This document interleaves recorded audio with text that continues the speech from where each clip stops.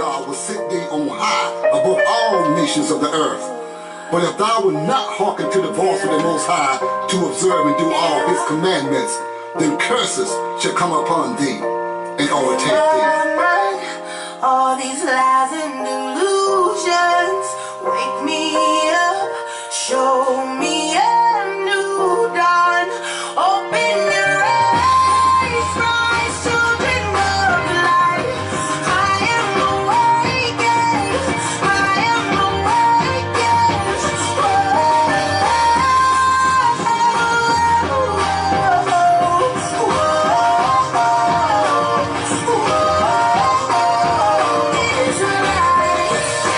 Israelites seek out the ways of the heathen to make a covenant with Satan's government. Turn their face away from the Most High, evil desire. 2 Kings 17 said they passed their sons and daughters through the fire. They begin cutting divine spiritual ties, cleaving to the heathen lies. Evil spirits bind, breaking souls, breaking spirits, breaking flesh, breaking minds. Running from the Most High wrath on the bloodstained path. 70 AD, Israelites fall. The Most High's chosen seed go into captivity. Hebrew Israelites watch nations rise. They watch nations fall. Four beasts, Babylon, Medo-Persia, Greece. We pray for the fall of the fourth beast. Under the iron foot of Rome, we long to go home. A hopeless nation lies dead in the valley of the dry bones. Simulation of Shemites to Hamite clones. Israelites wrong.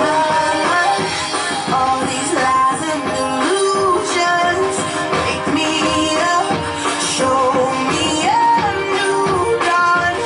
Open your eyes, rise, children of light.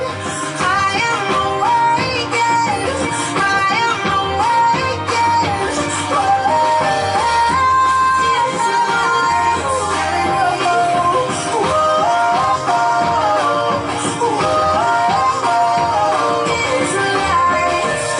Israelites enslaved to build a wicked nation. No true identity, only tribulations. Fake scraps of swine. We eat the worst of the animal kind. Used, confused. They send us in high places to be abused. Control the tribe. Control the tribe. Our leaders take bribes to continue the lies. Fourth beast behind the scene in the skies, watching with the all-seeing eye. The heathen take flight into a new world order. Hebrews sleepwalking into a wicked system that's gonna fall. Awake, awake, reject Babylon. Hear the trumpet of awakening throughout the day and night. Awake, the Most High's people, the Israelites. The earth has swallowed the blood of deception. The harvest ripe for collection. His people are walking, standing like a mighty army. The Most High has summoned. The Hebrews are coming. Awake, come out of captivity. Awake, you who sleep. Arise, receive the Most High's laws and commandments. We are the Israelites. In my mind, all these lies and delusions, wake me up, show me a new dawn. Open your eyes, rise, children of light. I am awakened, I am awakened.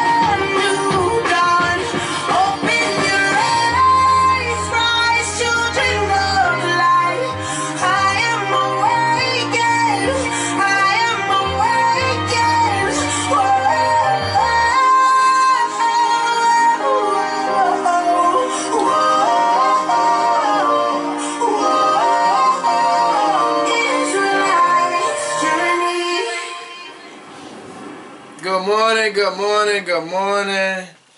Facebook Live. Good morning, Breaking Strongholds Ministries.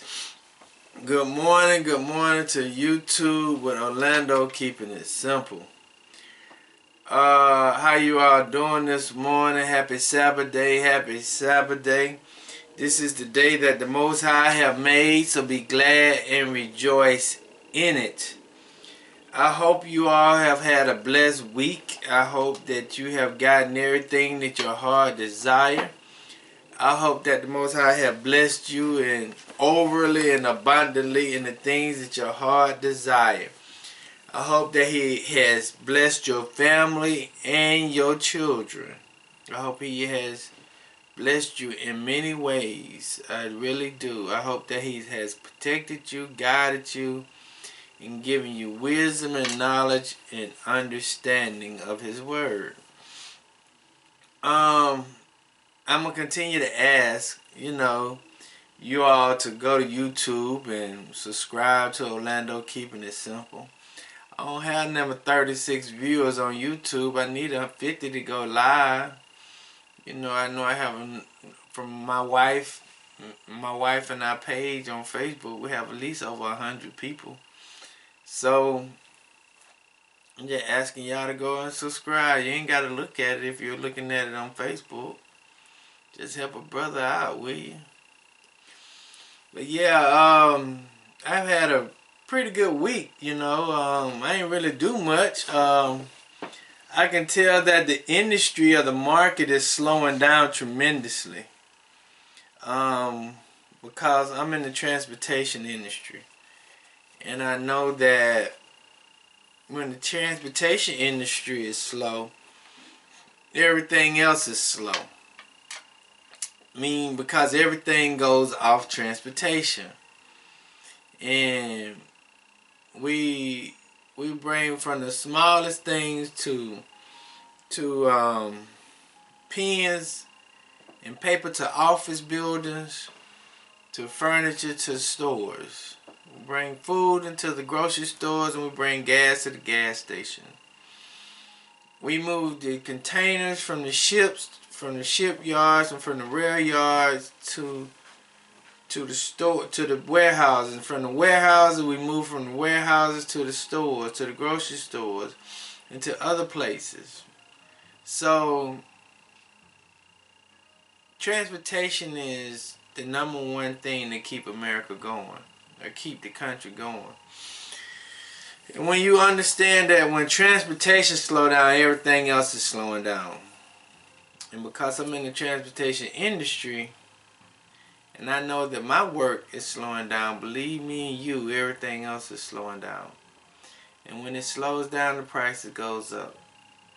So, I'm just throwing that out there, to be mindful of everything that you have going on, because I talked to a guy this week and he told me he's working there. He's supposed to be full-time. He ain't working there but 22 hours a week on his job. It's a lot of people not working that many hours on their job due to the slowness. Because if you say hypothetically, if you got 500 ships out there in the ocean, in the waters, and you have, say, 500 containers on each ship. Imagine how much work is on those ships. What I mean by work is that if you got a ship that containing food or just clothing, all those clothing, all the products of clothing going to a clothing store. When it goes to the clothing store, the clothing has to put up the stuff to be able to sell the stuff. But people have to be able to go to work to be able to buy the stuff.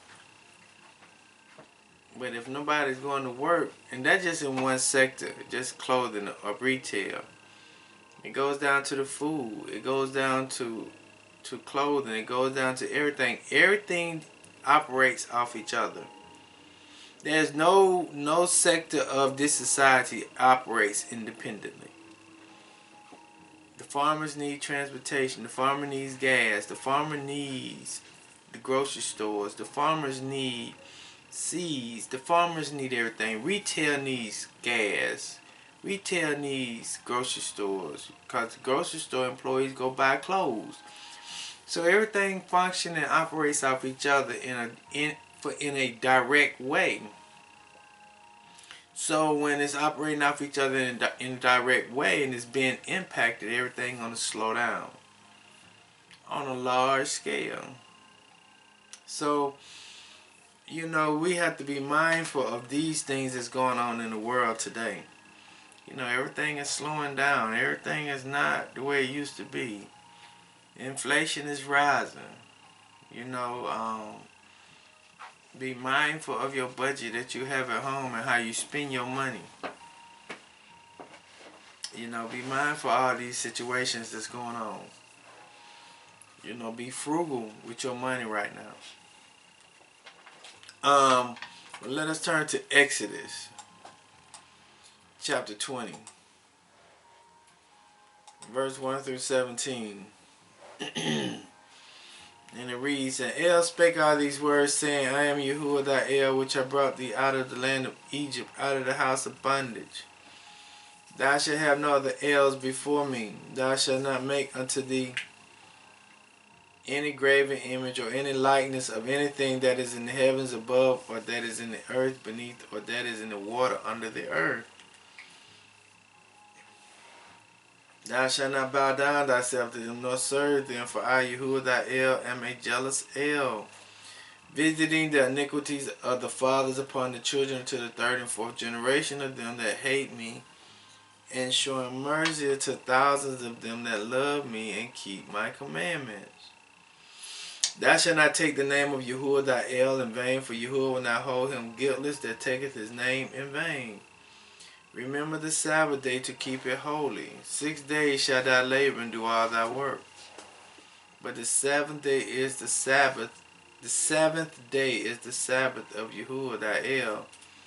In it thou shalt not do any work, thou nor thy sons, nor thy daughter, nor thy manservants, nor thy maidservants, nor thy cattle, nor thy stranger that is within thy gate. For in 6 days Yahuwah made heaven and earth, the sea and all that in them is, and rested the seventh day. Wherefore Yahuwah blessed the Sabbath and hallowed it. Honor thy fathers and thy mother, that thy day be long upon the land which Yahuwah thy El giveth thee. Thou shalt not kill, thou shalt not commit adultery, thou shalt not steal, thou shalt not bear false witness against thy neighbor, thou shalt not covet thy neighbor's house, thou shalt not covet thy neighbor's wife, nor his manservant, nor his maidservant, nor his ox, nor his ass, nor anything that is thy neighbor's. So let us do the Lord's Prayer, Yahuwah's Prayer. Our Father, which art in heaven, hallowed be thy name. Thy kingdom come, thy will be done on earth as it is in heaven. Give us this day our daily bread. Forgive us of our trespasses, as we forgive those who trespass against us. Lead us not into temptation, to deliver us from evil. Thine to your kingdom, power to your glory, forever and ever. So let it be. Good morning, good morning, good morning. Facebook Live, good morning, good morning. Breaking Strongholds Ministries. Good morning, YouTube with Orlando, keeping it simple. I would just like to say good morning again. Happy Sabbath day. Happy Sabbath day. This is the day that the Most High have made. So let us be glad and rejoice in it. If you can, turn to the book of Joshua. The book of Joshua.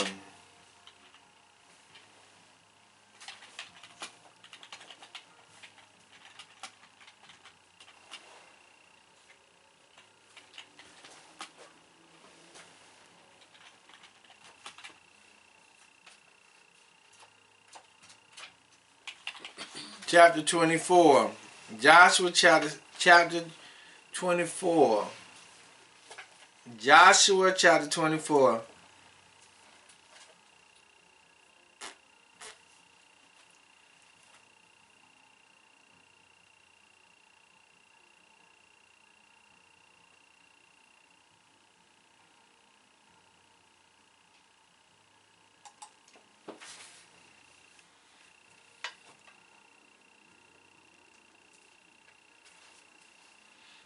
1 through 16.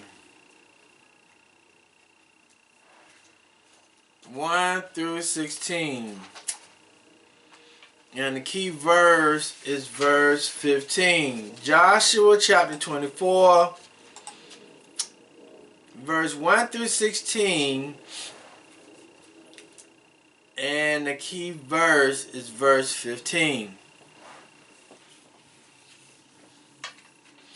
Let me go ahead and give you a book that I'll be coming out of this morning too. The book that I'll be coming out of this morning also is called The Lost Books of the Bible and the Forgotten Book of Eden. This book right here I'll be coming out of this morning. The Lost Books of the Bible and the Forgotten Book of Eden. And then I'll be going to the book of Adam and Eve. Then I'll be going to the book of Adam and Eve. Okay? And then I'll be going to the book of Adam and Eve. Okay, so in Joshua chapter 24 verse 15, it reads, And if it seems evil unto you to serve Yahuwah, choose you this day whom ye will serve, whether the gods or the elves which your fathers served that were on the other side of the flood,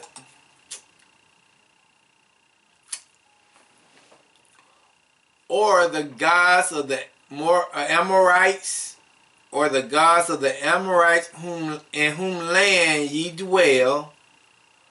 But as for me and my house, we will serve Yahuwah.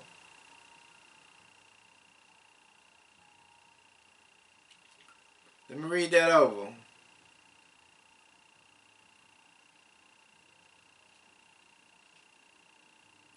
It reads, And if it seems evil unto you to serve Yahuwah, choose you this day whom you will serve, whether the gods which your fathers served that were on the other side of the flood, or the gods of the Amorites in whom land ye dwell. But as for me and my house, we will serve Yahuwah.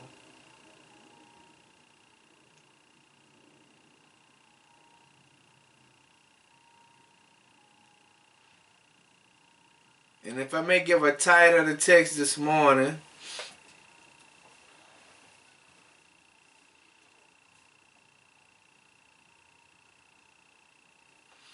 salvation is based on your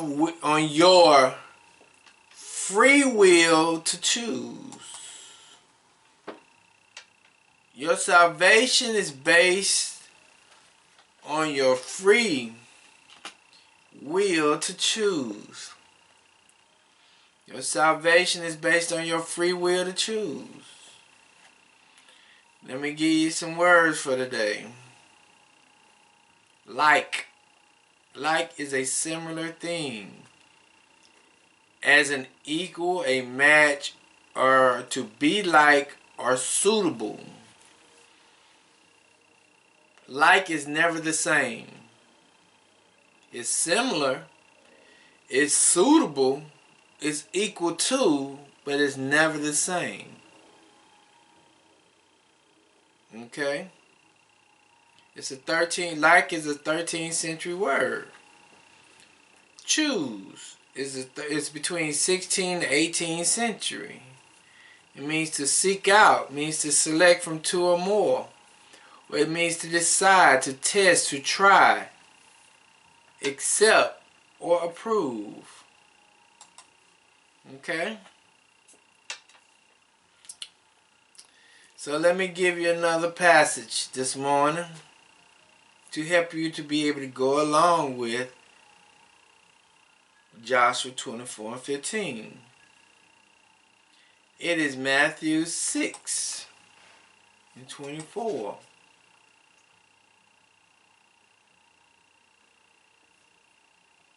No man can serve two masters, for either he will hate the one and love the other, or else he will hold to one and despise the other. You cannot serve God, El, and Mammon at the same time. You cannot serve El and Mammon.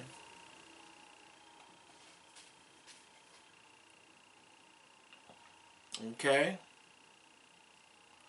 So, let us go back to Joshua 24. So when we're looking at Joshua, the character of Joshua, the patriarch of Joshua, Joshua was commissioned to be able to take the children of Israel into the promised land. And Joshua was commissioned to take up the throne from Moses and lead the children of Israel into the promised land. That was his job. That was his promise. That was his commission. He was to be able to lead them into the promised land. And he was doing simultaneously the same thing that Moses did. He was taking them to a new land. He was doing his duty and his job. He was looking out for the children of Israel. And it says in verse 1:1 in Joshua, it says, "Now after the death of Moshe, the servant of Yahuwah, it came to pass that Yahuwah spake unto Joshua the son of Nun, Moses' minister, saying, Moses my servant is dead. Now therefore arise, go over this Jordan, thou and all this people, unto the land which I do give to them, even to the children of Israel." Joshua had to take the children of Israel to the land of Jordan, through the Jordan River to the land of Canaan for the promise. But in the midst of them having to go through the land, through the water, through all of these things, they had to go through some situations. They had to go through some battles. They had to go through some fightings. They had to go through a lot of different things to get to where they was in chapter 24. And it's also reads in Joshua 6:1, it says, "Now Jericho was straightly shut up because the children of Israel. None went out or none came in. And Yahuwah said unto Joshua, See, I have given into thy hands Jericho, the king thereof, and the mighty men of valor." So when Joshua had to take the children of Israel through the sea, on the way to the promised land, he had to encounter some battles. And the reason why Joshua had to do all of these things with the children of Israel, because of chapter 24. See, a lot of the times we never understand why we go through life situations. We never understand why we went through the ups and downs of life. Why do we suffer a little bit? Why do we have victory a little bit? Why do we have some complications? But why do we always overcome? Why do we do this? Why did we go through these complications in life?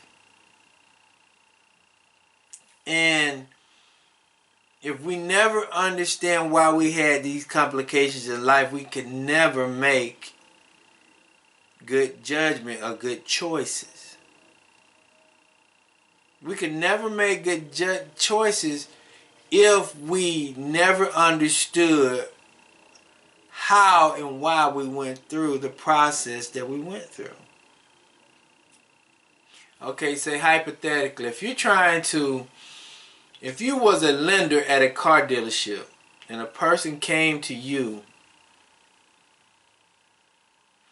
to buy a car, the first thing you would do when this person come to the lender is pull your credit. And when they pull your credit, they will see your history, your paying history for the last 5 to 7 years. And based on your credit, they can dictate what type of paying history you have when it comes down to your finances. They also can see your credit ratings from your paying history. So when they're getting ready to make the judgment on how they want to deal with you and what kind of credit score they want to give you, what kind of interest rate they want to give you for that car loan, they're judging you on the decisions you made in your past and the decisions on your dealing with your finances. Even when it comes down to you buying a house, the banks look at your bank statements for the last 3 to 6 months. See how much money you got coming out, see how much money you got coming in, see what kind of bills you have, see what bills you don't have. And they're using all this to make a choice on how much and what they want to do for you.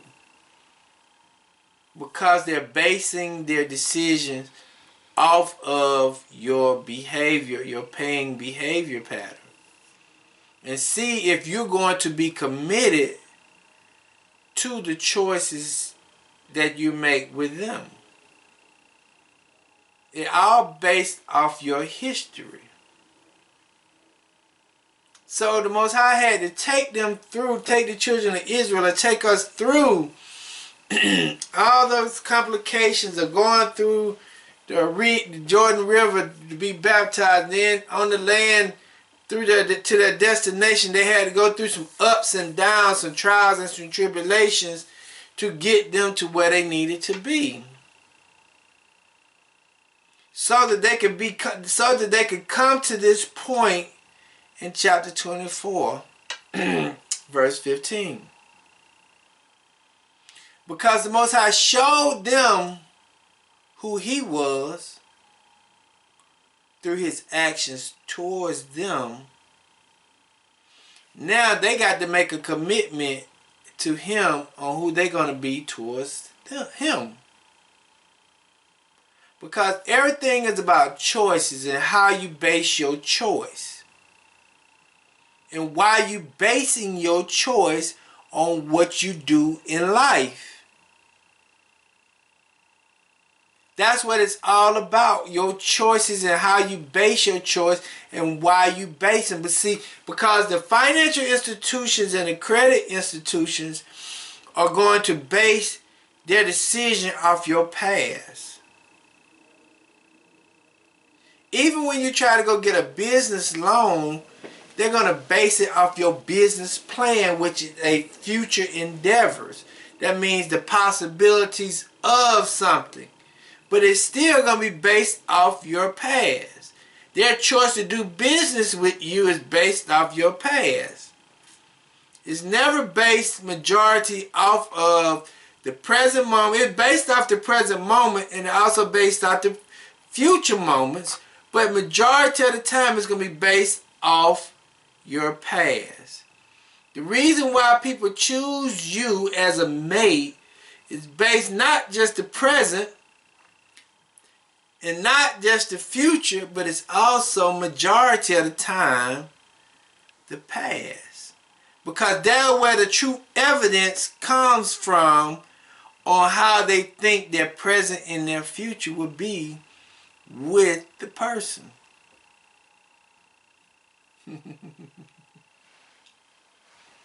Nobody marries a person based on that right now moment.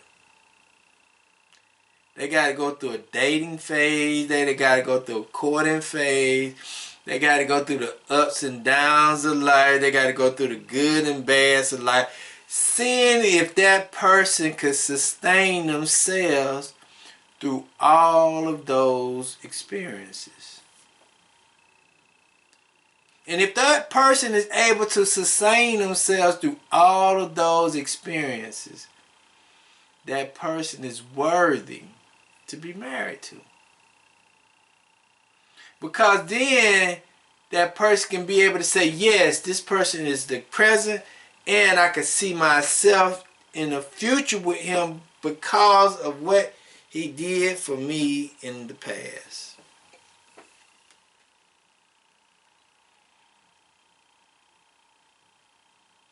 So when we're looking at Joshua chapter 24, verse 1 through 14, Joshua is giving them a history lesson.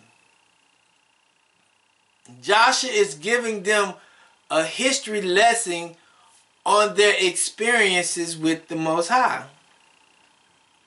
And see, that's basically where you can be able to make a sound decision when it comes down to making decisions on something. On who was there for you when you was up, down, who fought for you when you was in a weak, vulnerable point, who's been there for you in your corner. That's the only time that you can make a sound choice on what you should and should not do, and how you choose to make your decisions.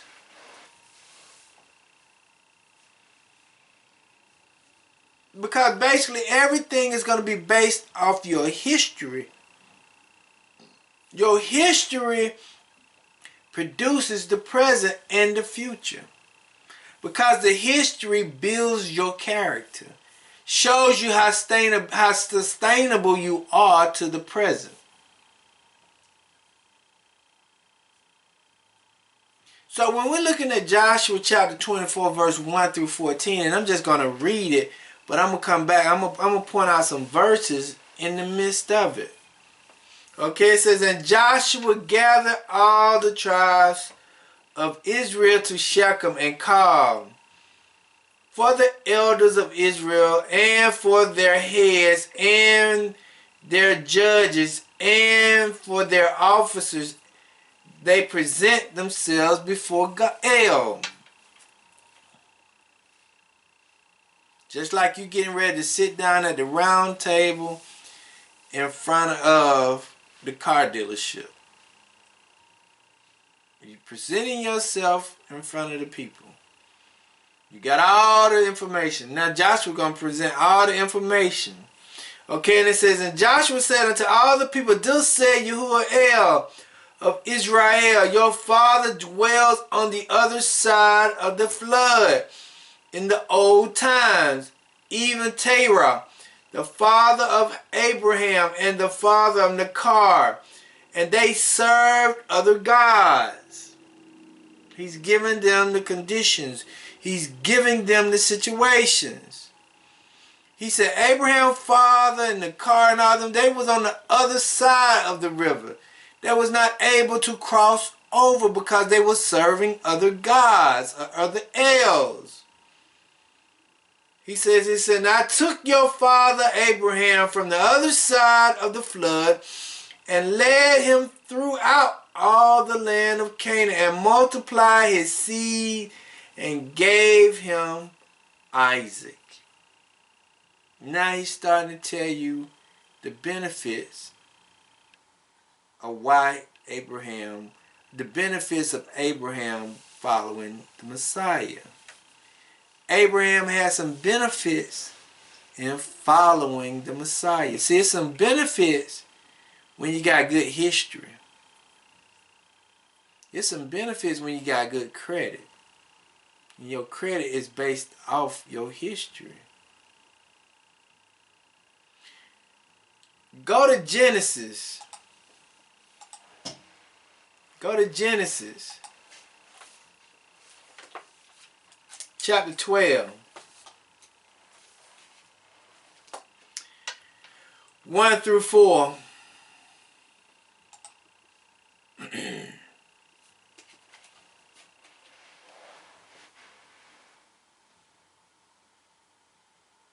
Because he's trying to let you know his credentials. He's trying to let you know that the Mohai is trying to let you know I got good credit. I got a good history with the children of Israel. I got good history and good credit with the children of Israel. I'm telling you why you should serve me, because of my history and my credit with you. It says, and now Yahuwah said unto Abram, get thee out of thy country and from thy kindreds and from thy father's house unto a land that I will show thee. listen to the credit and the abilities that Yahuwah is saying.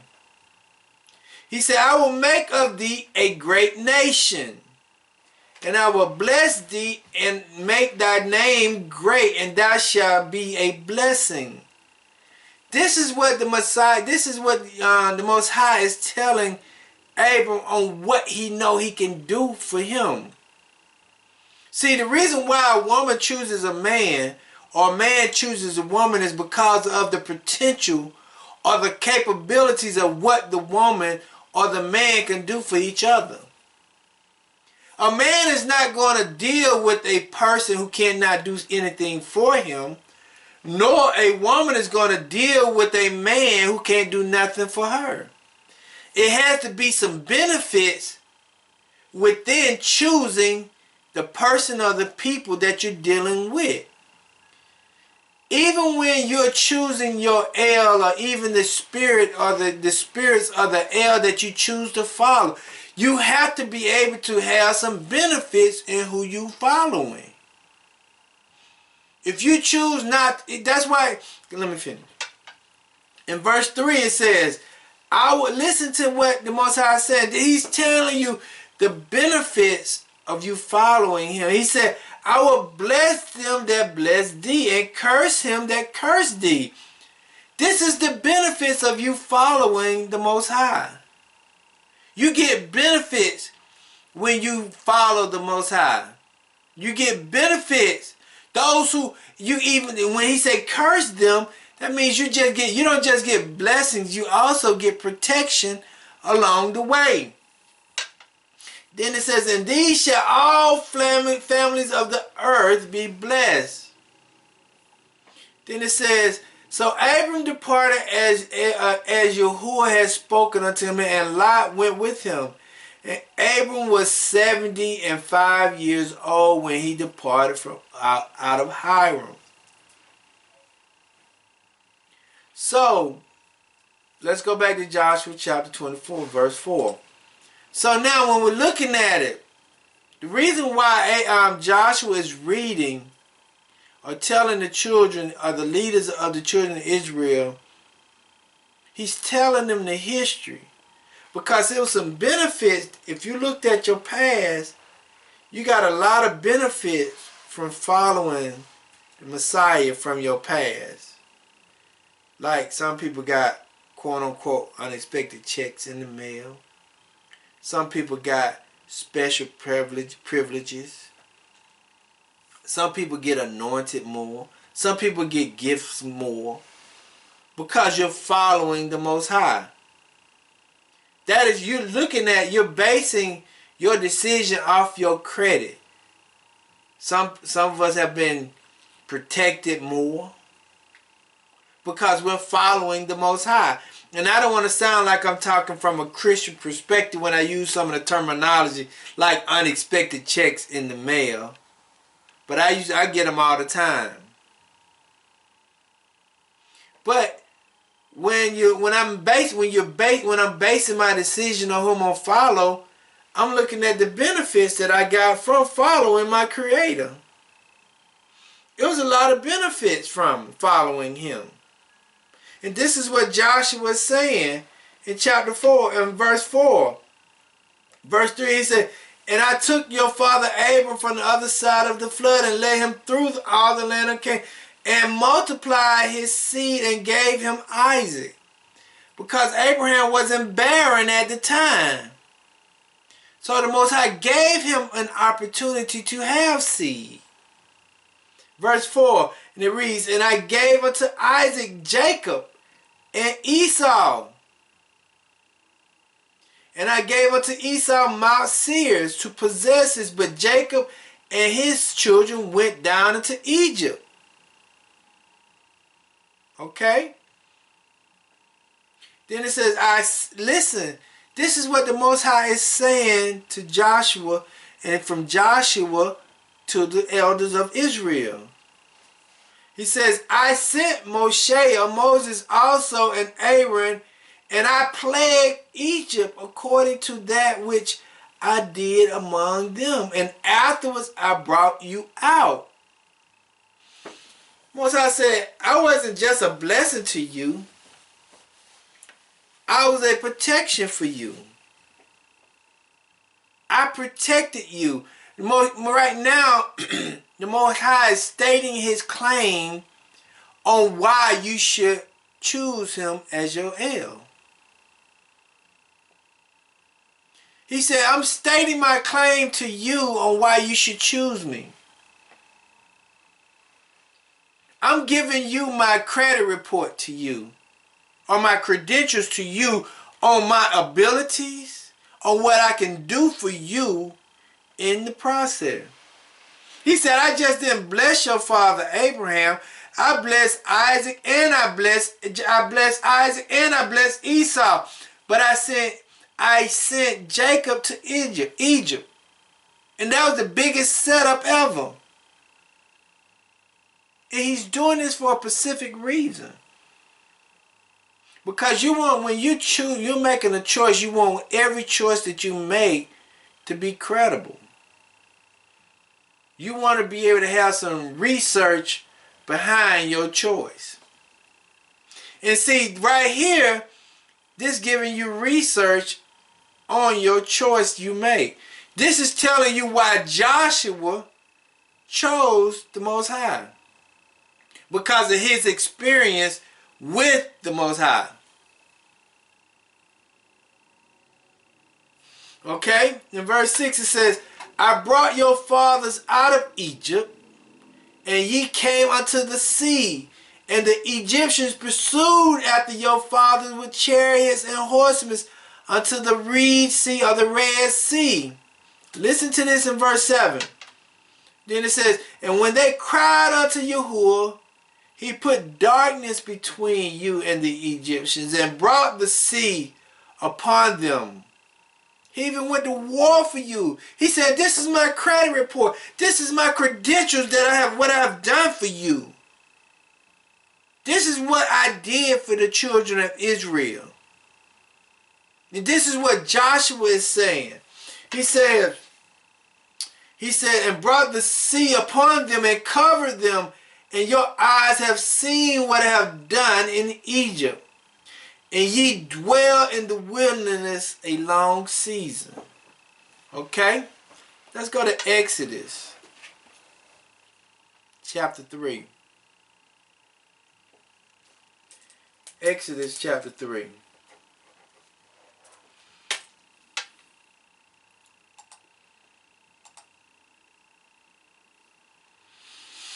Chapter 3 verse 9, 10, and 11. It says, now therefore, behold, the cries of the children of Israel is come unto me. See, I want us to understand something.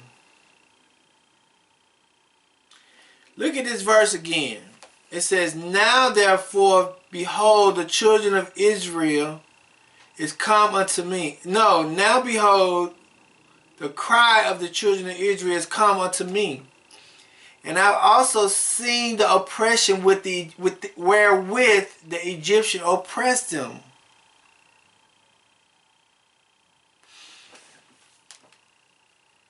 See, in the midst of the children of Israel oppression, they knew who to cry out to. But once the children of Israel got out of their oppression, they went back to their old ways of worshiping wood and stone. They made a choice to cry out to the Spirit of the Most High in the midst of their oppression. But once they got out of their oppression, they went back to their old ways of worshiping wood and stone.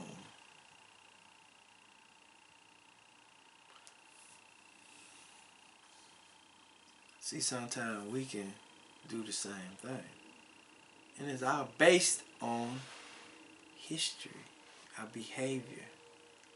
We only reach out to the Most High when we're in a depressed state of mind. But we go back to our old ways once we get out of that oppressed state of mind. Verse 10. Now come therefore, and I will send thee unto Pharaoh, that thou may bring forth my people, the children of Israel, out of Egypt. And Moshe or Moses said unto El, who am I, that I should go unto Pharaoh, that I should bring forth the children of Israel out of Egypt? So now let us go back to Joshua chapter 8, chapter 24, verse 8. So now, verse 7 telling you about the Egyptian time period. See, what he's doing, he's walking you through the process.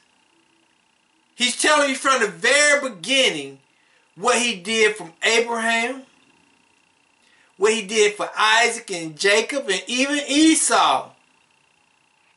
Now he's telling you one of the biggest experiences that you ever had in your ancient past. I was there for you.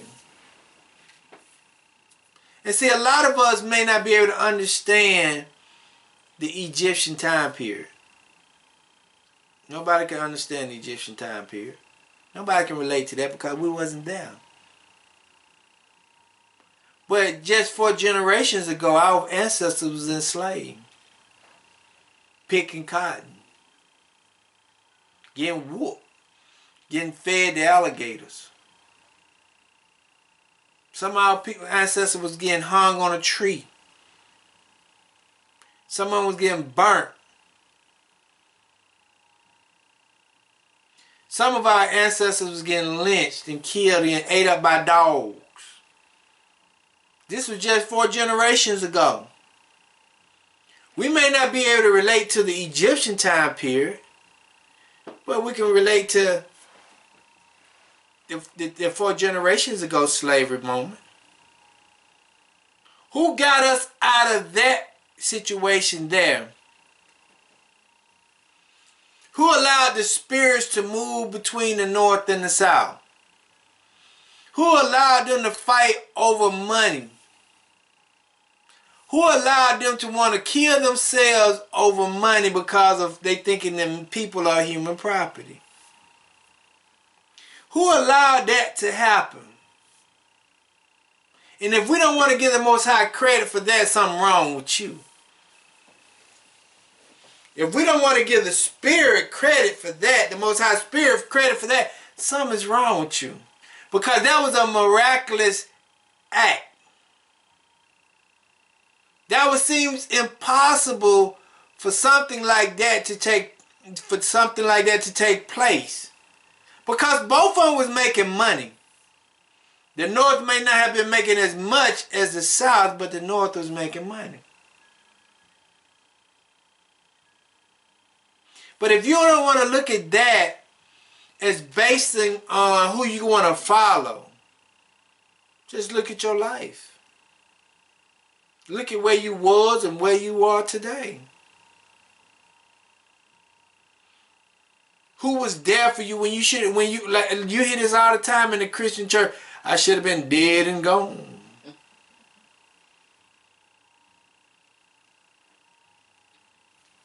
So let's go to verse 8 in Joshua. See, he's walking us through the process on why we should make a choice.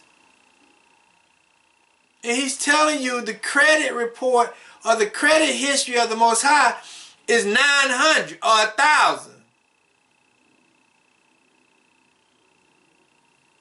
Then it says, and I brought you into the land of the Amorites, which dwell on the other side of Jordan, and they fought with you. Listen to this.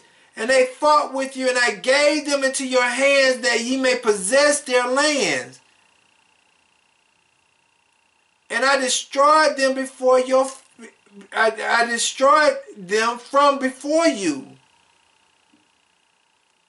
He just didn't do the Egyptian. He just didn't destroy the Egyptian. He also destroyed the Amorites.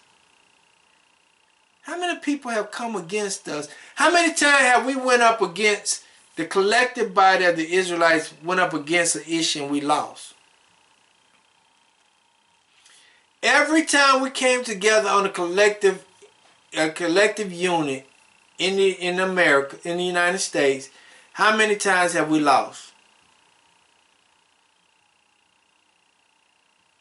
Every time we wanted something done, and we wanted it done on a collective level, how many times did we lose the fight? Very rare have we lost it. But once we win a victory, we go back to our old ways. We can't win a victory and then turn back around and go back to our old ways, because our old ways got us in a situation of oppression. Just like what happened with the Montgomery boycott. It showed us there was strength in numbers. It showed us that unity was the thing. It showed us that we was more collective. We was more together as a unit. It showed us that the position and the status. It showed us that families were strong. But as soon as we got that one victory, we fell off the map. We stopped pushing forward. We stopped worshiping. We stopped doing the things that were valuable to us.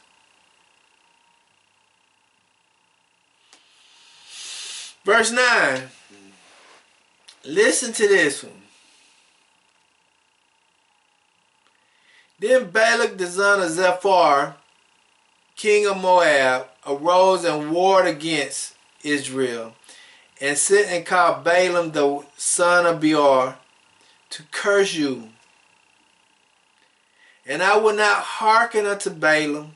Therefore he blessed you still, so I delivered you out of his hands. And ye went over Jordan, and came unto Jericho. And the men of Jericho fought against you. The Amorites, the Perizzites, the Canaanites, the Hittites, the Gushites, the Hivites, the Jebusites, and I delivered them into your hands. All those nations, the Most High fought against them for us. This is his credit report. This is his history with us. This is everything. This is his credentials.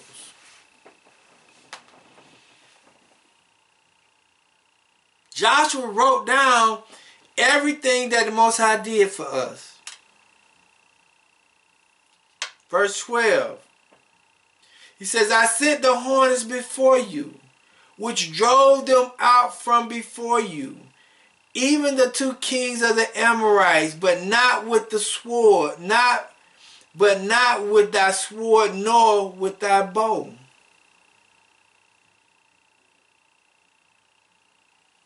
Then it says, I have given you a land for which ye did not labor, and cities which ye build not.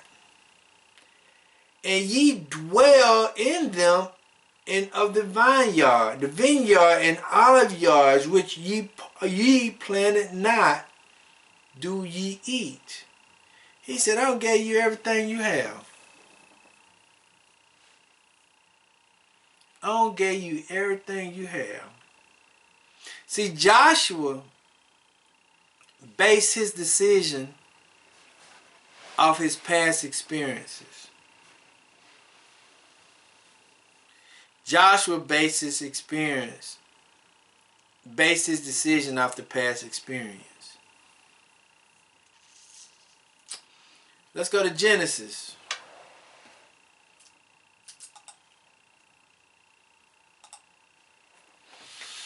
Chapter 3, verse 1 through 5.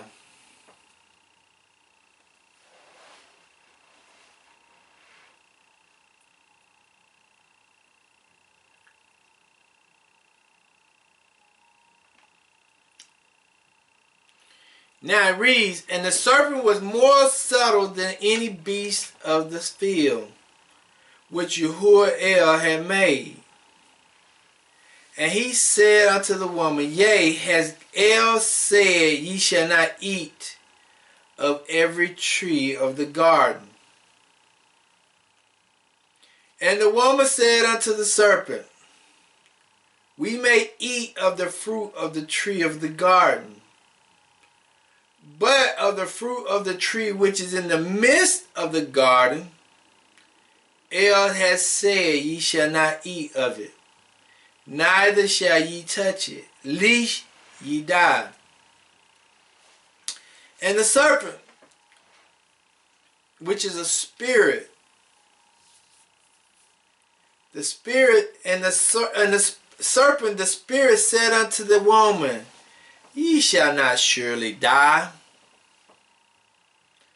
For God doeth know that in the day ye eat thereof, then your eyes shall be open, and ye shall be as gods, knowing good and evil.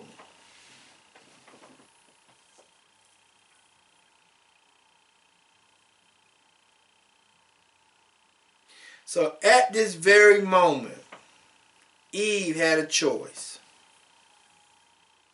Not to make the choice of going into the knowledge of good and evil, or to go into good and evil. Eve had a choice. At that present moment, Eve had a choice.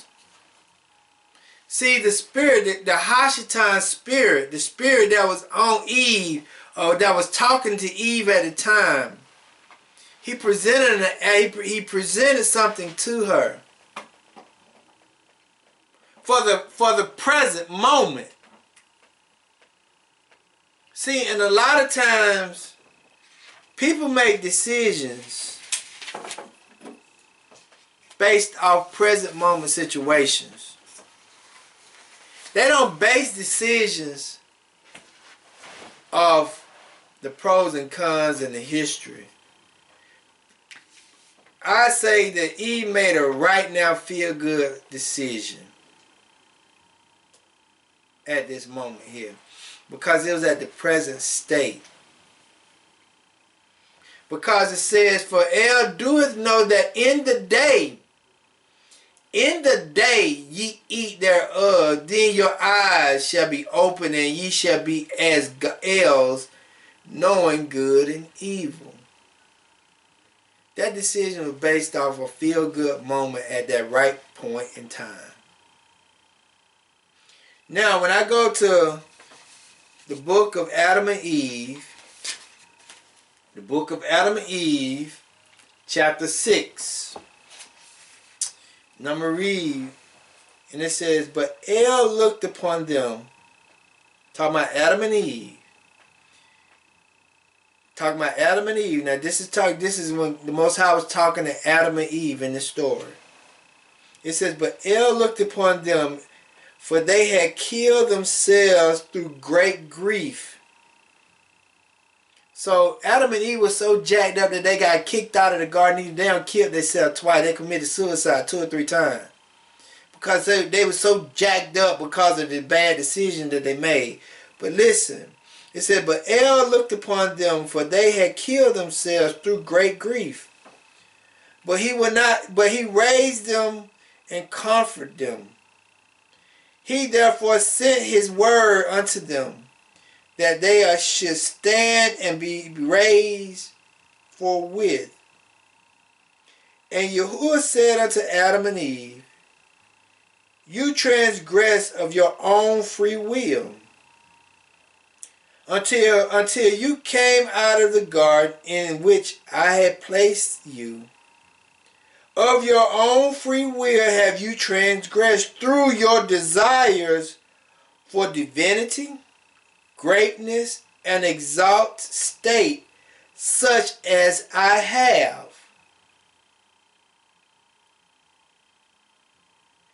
When they made that decision for that day, it was for a feel-good moment.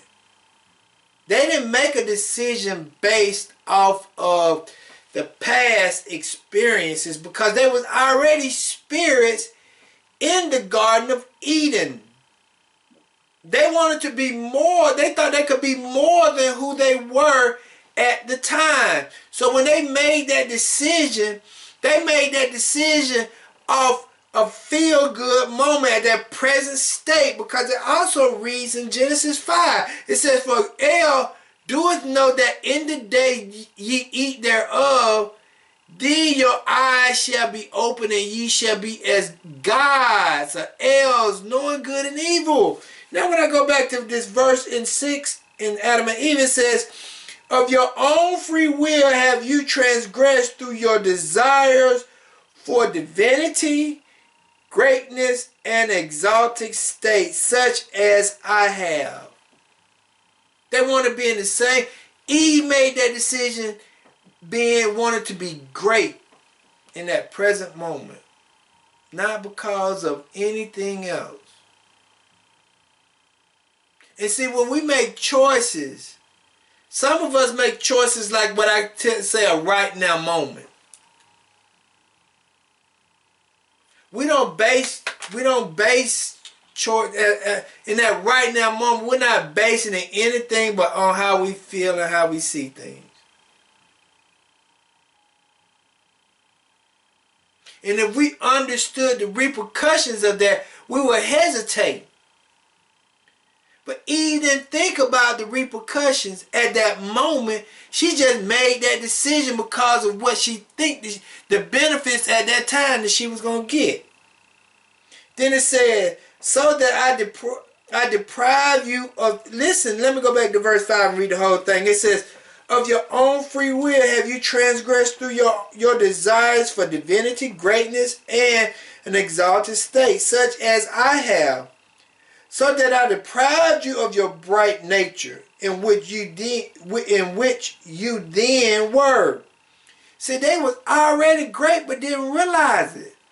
They thought that there was going to be more by eating the knowledge of good and evil when they was already great because they were spirits at the time. Then it says, "I made you come out of the garden of this land, rough and full of troubles. If you only had not transgressed my commandments and had kept my law and had not eaten of the fruit of the tree, near which I told you not to come, and there were fruit trees in the garden better than that one." Then it says, let me go. So what I'm saying is, I'm going to get to it. See, Joshua, he made his decision off the past experiences that he have had with the Most High. See, Eve made her decision based on somebody she did not even know. And he presented her with something for a right now moment.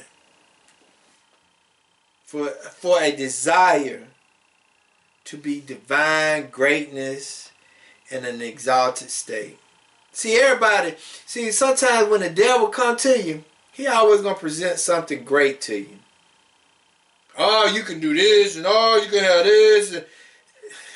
I can talk about that, but I ain't. Oh, you can have this, and oh, you can have that, and oh, this and all that. He'll make it be more than what it is when you are already that.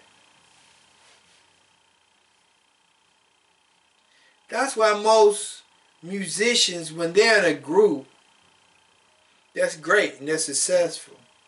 But some of the main reasons why music groups break up is because somebody done infiltrated the group and told one guy, "Oh, you don't need them guys no more. You don't need them no more. Go on and do it yourself. You better than them anyway. They need you more than you need them." The 5 Heartbeats is one of them. All them groups. "Oh, you don't need them. They need you. Oh, you ain't..." And make you separate.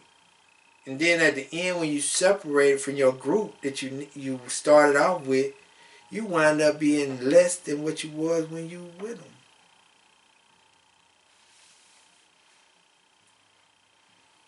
See, people make decisions off the past. People make decisions off the present. But also people make decisions off the future. Let's go to Revelations.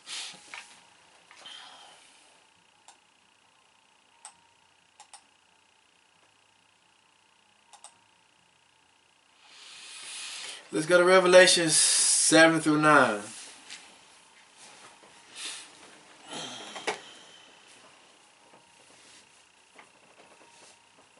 Revelation 7 through 9. And it reads, there was war in heaven, or Shimeams. Michael and his angels fought against the dragon. And the dragon fought and his angels. Revelation chapter 12, verse 9, 7 through 9. Go to chapter 12.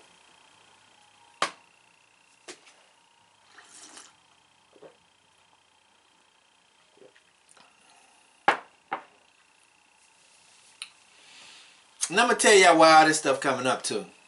Why I'm talking about this. And Revelation chapter 12 verse 7 through 9 it says, and there was a war in heaven, and Michael and his angels fought against the dragon. And the dragon fought and his angels, and prevailed not, neither was their place found any more in heaven.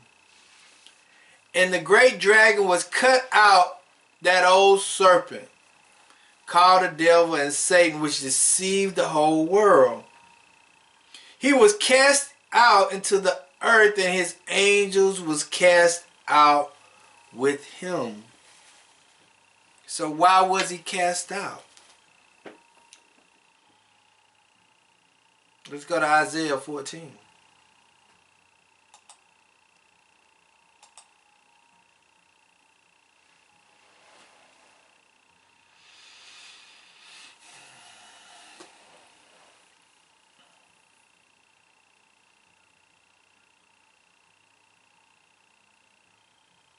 Isaiah 14, 12 through 14. Listen to what it says. Then it reads, and it says, how art thou fallen from heaven, O Lucifer, son of the morning star? How art thou cut down to the ground, which did weaken the nation? Listen.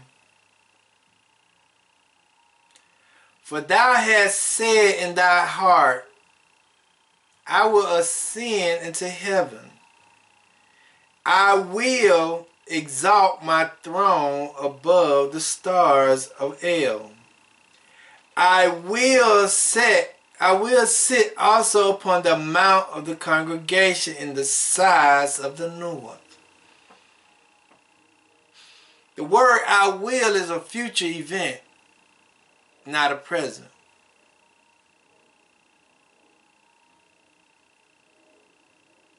I will go to the grocery store. I will sit. I will eat dinner. I will buy me some clothes. That's future. I will exalt my throne above the stars of El. I will sit upon the mount of the congregation in the side of the north. Listen, I will ascend above the height of the clouds, and I will be like the Most High. The word like means similar thing.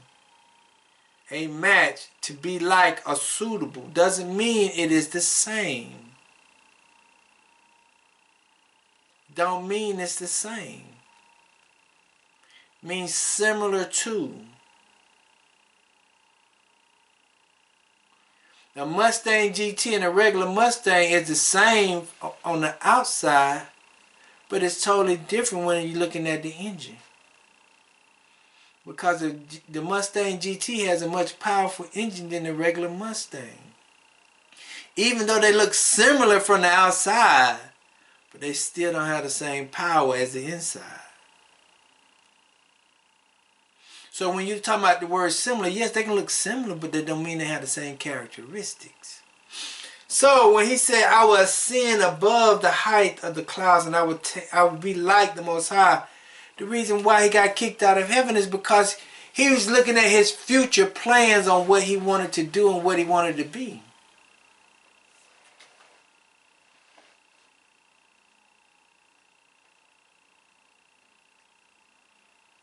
That's why he did what he did. He was looking at the future. He didn't look at the present.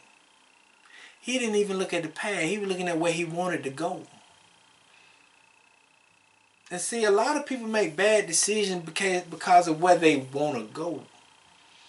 Not looking at what they did and what they've been through. Or where they at.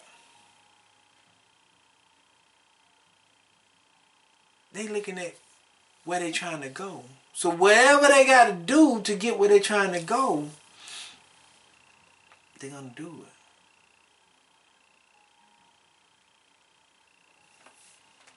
Out of the book again. For Edom. Like 15. Huh? 15. Okay. Let me go to... Okay, my wife said verse 15. It says, "Yet thou shalt be brought down to hell, to the side of the pit." Because where you're trying to go and how you're trying to get where you're trying to go may not be the right thing to do to how to get where you're trying to go. So what's going to wind up happening? You're going to be brought to the pit of hell. Okay. So now I'm going to let's go back to the book of Adam and Eve, chapter 6, and then I'm going to go to a couple of more verses, and then I conclude. Then it says in verse 7, in chapter 6 in Adam and Eve, it says, I'm going to go back to verse 6. It says, "If only you had not transgressed my commandments and had kept my law, and had not eaten of the fruit of the tree near which I told you not to come, and there were fruits trees in the garden better than that one. But the wicked Satan, who continued not in his first estate, nor kept his faith, in whom was no good intent towards me, and who thought I had created him, yet set me as naught, and sought the Godhead, so that I would hurl him down from heaven. He it is who made the tree appear pleasant in her eyes until you ate of it by hearkening to him." Okay, so Satan made the tree beautiful. But now, I'm going to go to verse chapter 11 in the book of Adam and Eve. I'll just read verse 1 through 5. It says, and then when El, who is merciful and full of pity, heard Adam's voice, he said unto him, O Adam, so long as the good angel was obedient to me, a bright light rested on him, and on his host, to my Satan. But when he transgressed my commandments, I deprived him of that bright nature, and he became dark. And when he was in the heavens, in the realm of light, he knew not of darkness. But he transgressed, and I made him fall from heaven upon the earth, and it was darkness that came upon him.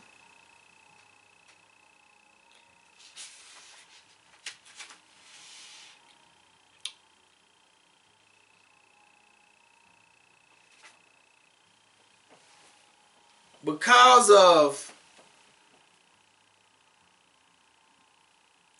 the Hashatan, or the morning star, Satan, Lucifer, he had future plans. And how he went to go about his future plans is he wanted to be better than the Most High.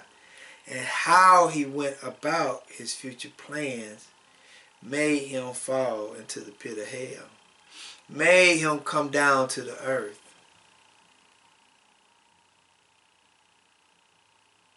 See,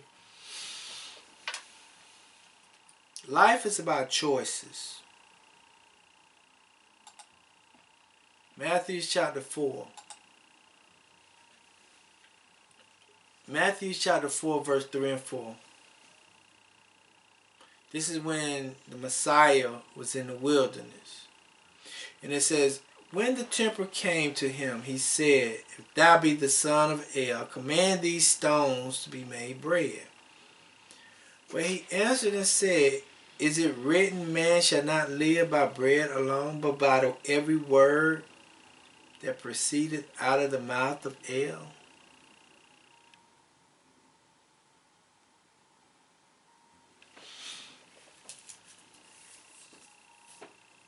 Even, let's go to verse 7. Verse 6. And it said unto him, if thou be the son of El, cast thyself down, for it is written, he shall give his angels charge concerning thee, and in their hands they shall bear thee up, lest at any time thou dash thy foot against a stone. And Yeshua said unto him, is it written again, thou shalt not tempt Yahuwah thy El? That's past tense.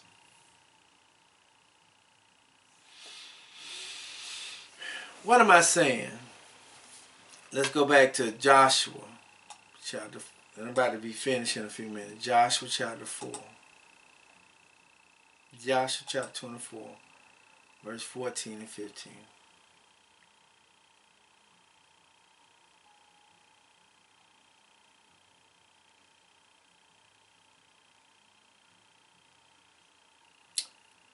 Now therefore fear Yahuwah and serve him in sincerity and in truth, and put away the idols which your father served on the other side of the flood, and in Egypt, and serve ye Yahuwah. If it seem evil unto you to serve Yahuwah, choose you this day whom you will serve, whether the gods of the idols which your father served that were on the other sides of the flood, or the gods of the Amorites, in whose land ye dwell. But as for me and my house, we will serve Yahuwah.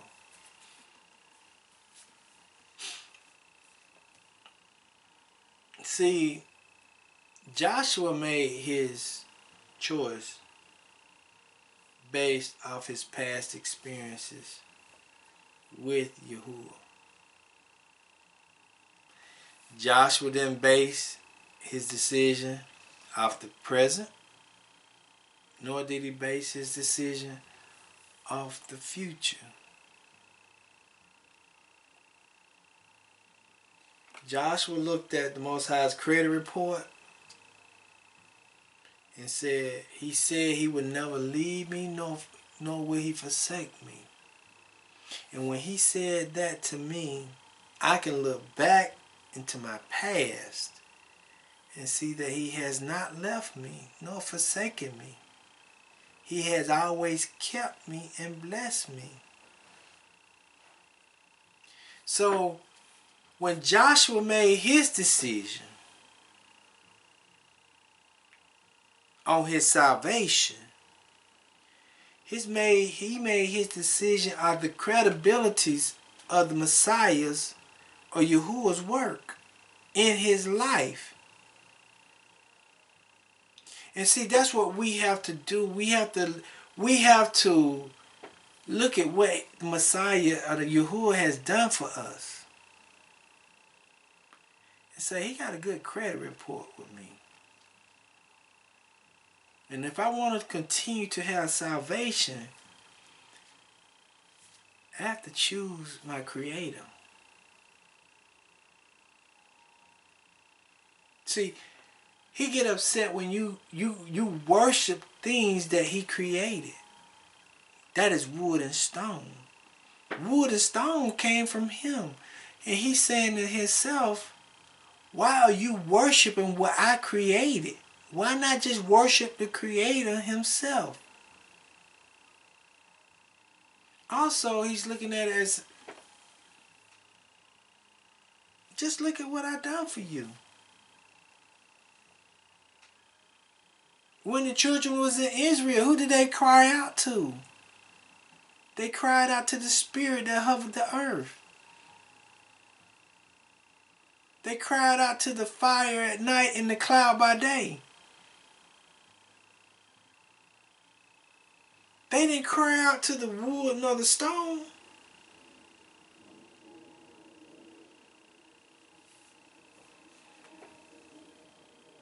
So when you basing your decision on who you're going to choose to follow for your salvation, you got to go back to your credit report. Because if we look at what Eve did, Eve made her decision on the accolades that she can get and for that right now moment. That's what she made a decision off of. The Hashatan, he made a decision based off of where he was trying to go. Every decision he made was where he was trying to go. Eve made the decision on where she was at that moment. But Joshua, he made a decision off his history. And see, that's what most people do unconsciously. They base things off the history and not the present moment. That's what they base it off of.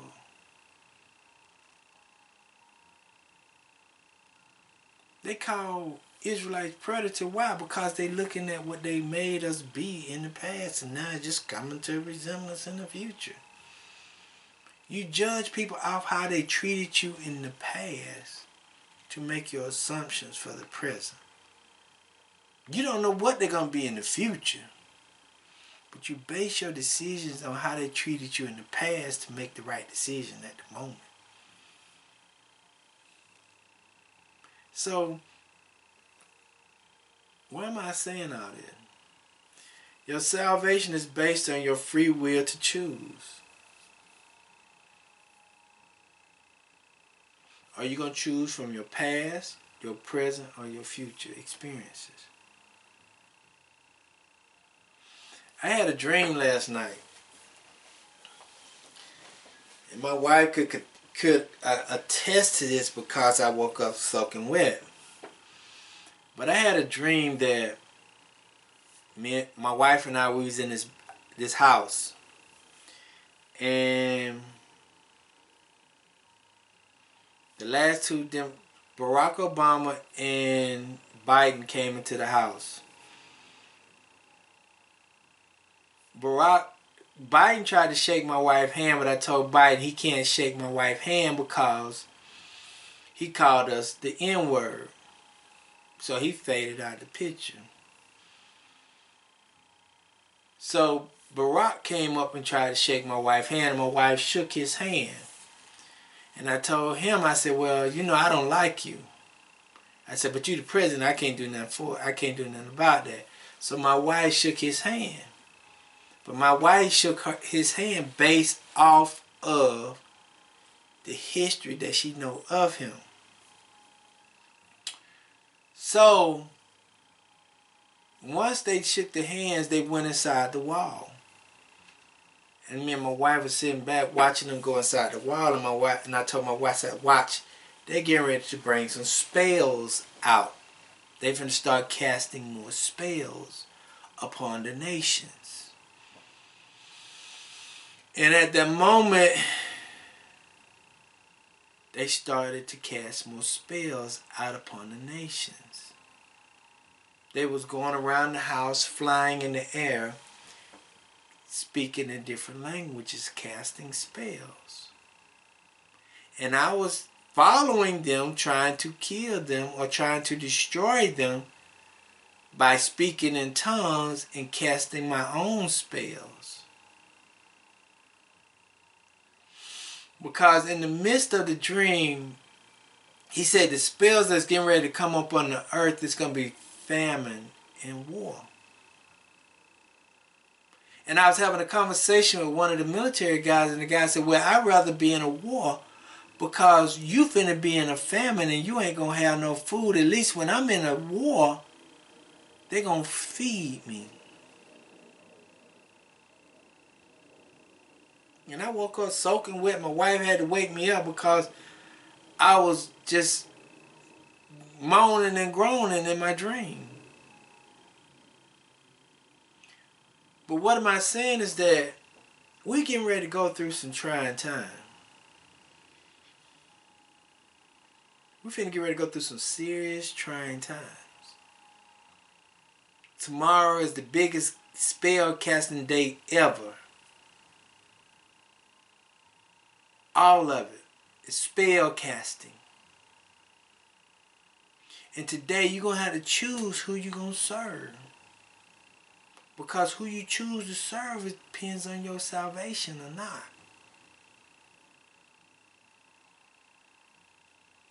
Because don't think the judgment ain't coming. Because he said, my word shall not go out and come back to me void. So, right now we at a moment where we got to really choose who we going to serve. Either we're going to serve this physical stuff and think that they are our L, or you're going to dive into this word and listen to your spirit and let your spirit guide you. Because a lot of times we know what's right and wrong, but we choose to avoid it.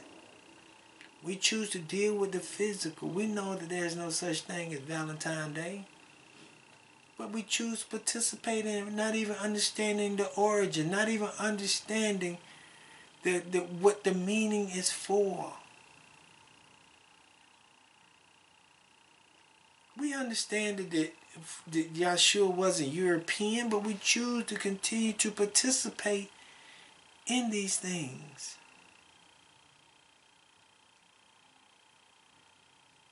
But at some point, here in the near future, you need to choose who you're going to serve because your salvation depends on it.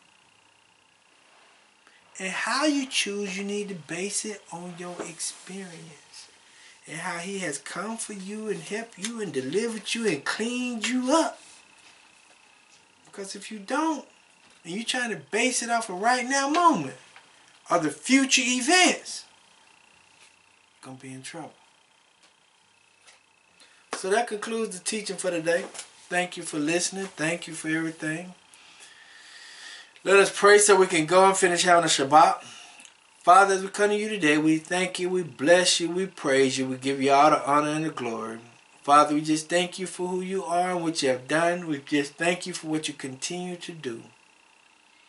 Father, we ask that your will continue to be done. We ask that you continue to let us see the way you want us to see, hear the way you want us to hear, and speak the way you want us to speak. Father, we ask that you forgive us for the sins we have known and unknown. We ask that you forgive our ancestors for the sins they have committed, knowingly and unknowingly. Forgive our children. Because we do understand that we're in a spiritual fight. We're in a spiritual and demonic war. It's bigger than we could ever imagine. So, Father, we ask that you help us and guide us and lead us in this moment so that we can make the right decisions. We ask that you continue to protect us and guide us and feed us and cover us and give us the things that we need. And all these things we pray in Yahuwah's name. So let it be. Shalom, shalom, shalom. Have a good one. Happy Shabbat. Not much time left. Welcome to the end of time, where real love is hard to find. Losing focus, man lost in his own mind. All your thoughts is on your 9 to 5. How you gonna live? How you gonna eat? How you all gonna survive? What tomorrow gonna bring is real heavy. You better get prepared, yeah, you better be ready. Life is about to really change for me and you. Wisdom, knowledge, understanding, only thing that's gonna bring us through. Gather together, old nation, that's my desire. Before the Lord rain down with that mighty fire and burn down all the idols and all the liars, all abomination tossed in the lake of fire. I praise the higher for the power that he possessed, to cleanse the earth and bring it back into its fullness. Faith without works, man, that's a holy mess. And you don't wanna have no parts in none of that. So clean your garments, put put your breastplate on. Stand up on this battlefield hard and strong. Put no faith in no man stuck in his zone. Everything that he's done has turned out wrong. Abomination, genes, Tyson, yeah, producing clone. Praise the Most High that he never left us alone. Participate on the day when Christ take the throne. And judge us all, you either stand or fall.